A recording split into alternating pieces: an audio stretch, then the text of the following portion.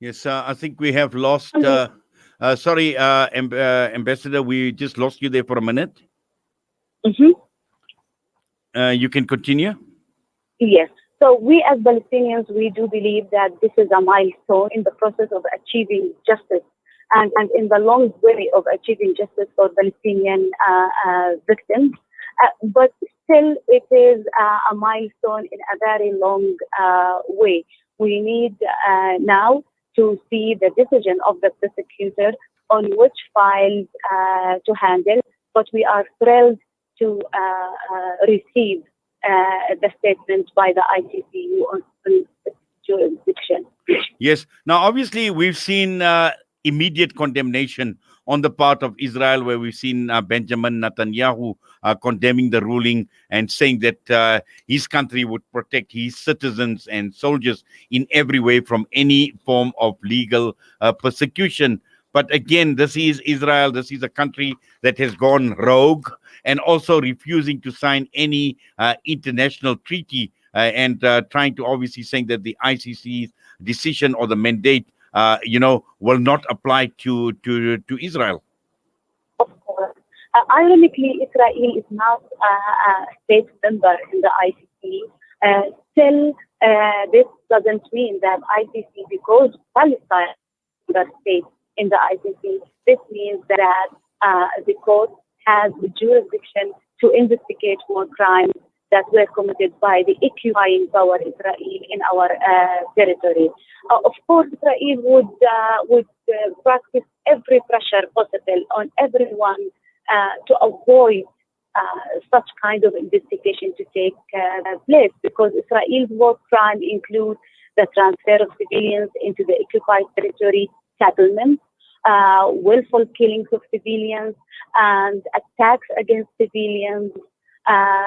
All these violations do not only need investigation, they also need to hold Israel, the occupying power, accountable for violations of international law and for committing sometimes crimes that might amount to war crimes.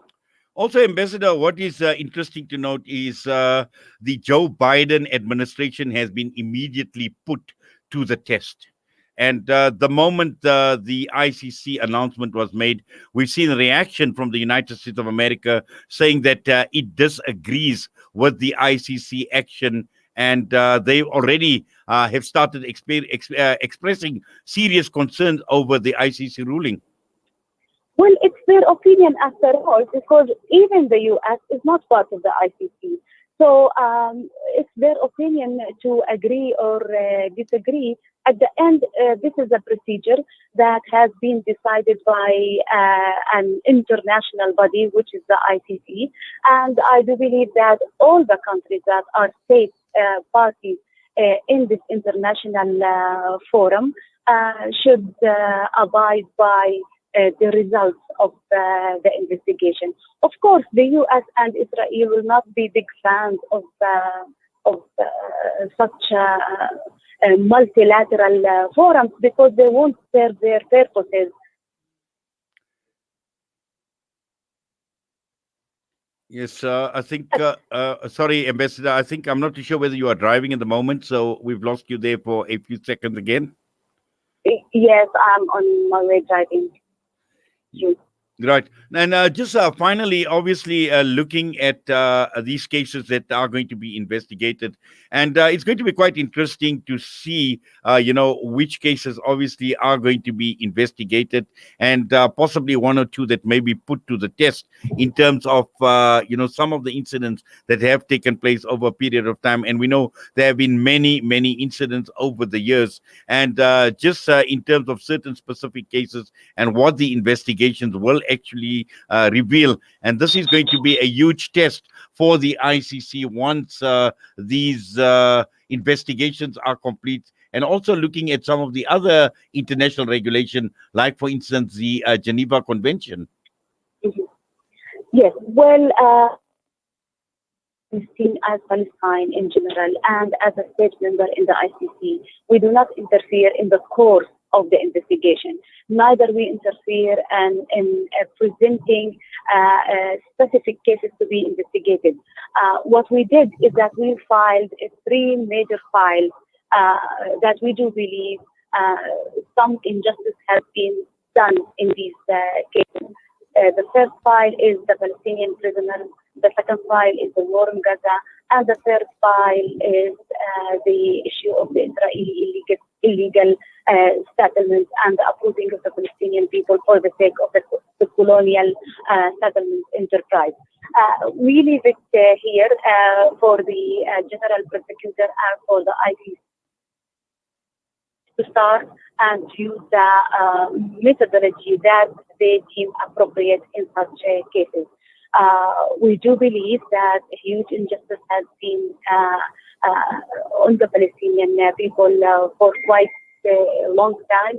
Now the Israeli occupation is entering into its 54 years of occupying West Bank, Gaza Strip, and East Jerusalem.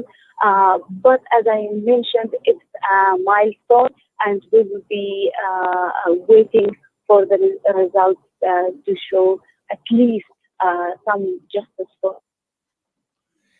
Yes, Ambassador. In fact, these clearly are very, very interesting times, interesting developments that we are witnessing at this point in time. But as always, we thank you for your time, for coming on, for talking to us here on Assalam Media. We wish you all the best, inshallah. Assalamu alaikum wa rahmatullahi wa barakatuh.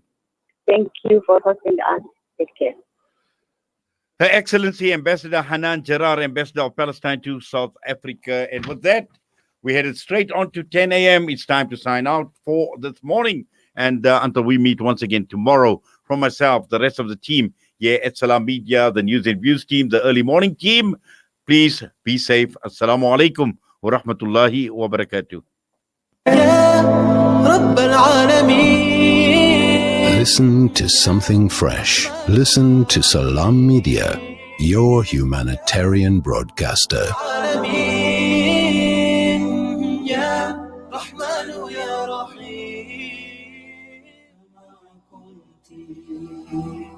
ومهما كان مهما صار أنت حبيبتي أنت زوجتي